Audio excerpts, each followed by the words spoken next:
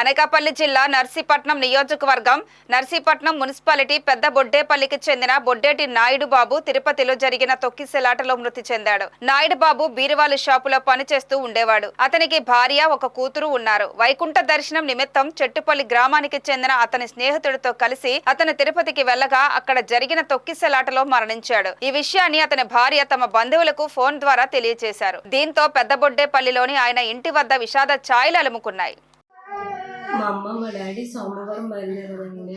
Monday morning బయలుదేరి విజయవాడ దర్శనం చేసుకుని నైట్కి తిరుమల ట్రైన్ ఎక్కారు. విజయవాడ నుంచి తిరుమలకి వెళ్ళాను. అయితే తిరుమలకి రిజర్వేషన్ అయింది కానీ ట్రైన్కి టికెట్స్ బుక్ అవ్వలేదు. వైకుంఠ దర్శనానికి వెళ్ళాలనేసి మా డాడీ ఎప్పటి నుంచో అనుకుంటున్నారు. ఎప్పుడు వెళ్తారండి, ఇయర్లీ 4 times 5 times వెళ్తూనే ఉంటారు. ఎవరొక్కరు తీసుకొని ఒక 30 members 50 members వేసుకుని అలా వెళ్తూనే ఉంటారండి. ఎప్పుడు తిరుమల అంటే బాగా ఇంట్రెస్ట్ డాడీకి. కాశీ ఒకటి, తిరుమల ఒకటి. అయితే ఈసారి వైకుంఠ దర్శనానికి ఎలాగైనా వెళ్ళాలి, వైకుంఠ దర్శనానికి వెళ్ళాలి అంటే ఎందుకు డాడీ, పండుగ ముందు వద్దు డాడీ అని చెప్తూనే ఉన్నాము. కానీ అసలు దర్శనం చేసుకోవాలమ్మ, బాగుంటుంది, ఆ రోజు వెళ్ళాలి అని చెప్పి అమ్మ డాడీ బయలుదేరి వెళ్ళారు. వెళ్ళిన తర్వాత అక్కడ టికెట్స్ సైట్ ఫస్ట్ రిజర్వేషన్ చేసుకున్న టికెట్స్ కూడా బుక్ చేసుకుందాం అనుకున్నారు. కానీ సైట్ ప్రాబ్లం వల్ల అప్పుడు అవ్వలేదు ముందుగా. సరే క్యూలో నించోవాలమ్మ అని చెప్పారు. సరే రండి జాగ్రత్త అని ముందు రోజు చెప్తూనే ఉన్నాను అమ్మకి కూడా.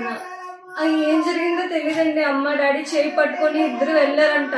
ఒక్కసారిగా గేట్లు ఓపెన్ చేసేసరికి అందరూ వచ్చి పడిపోవడం వల్ల అమ్మ డాడీ సపరేట్ అయిపోయారంటండి. అసలు అమ్మ ఒక పక్కకి వెళ్ళిపోయిందంట చెప్తుంది అమ్మ. అమ్మనైతే పోలీసులు ఒక పక్కకి లాగి పెట్టేశారంటండి. కానీ డాడీ అసలు ఎక్కడున్నారనేది కూడా అమ్మకు తెలియలేదంట. వెళ్ళి మైక్ అనౌన్స్మెంట్ చేస్తుందంట.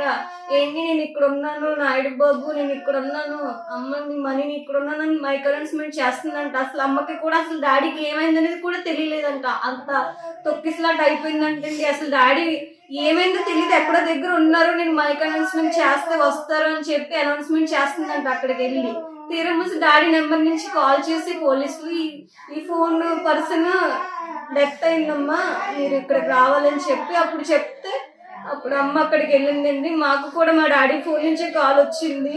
పోలీసులే మాకు చెప్పారు. కానీ అసలు ఏం జరిగిందనేది తెలియదండి. అసలు అక్కడ ఏం జరిగిందనేది మేమైతే అసలు తెలీదు. అమ్మ చెప్పడం వరకు అయితే ఇది చెప్పింది.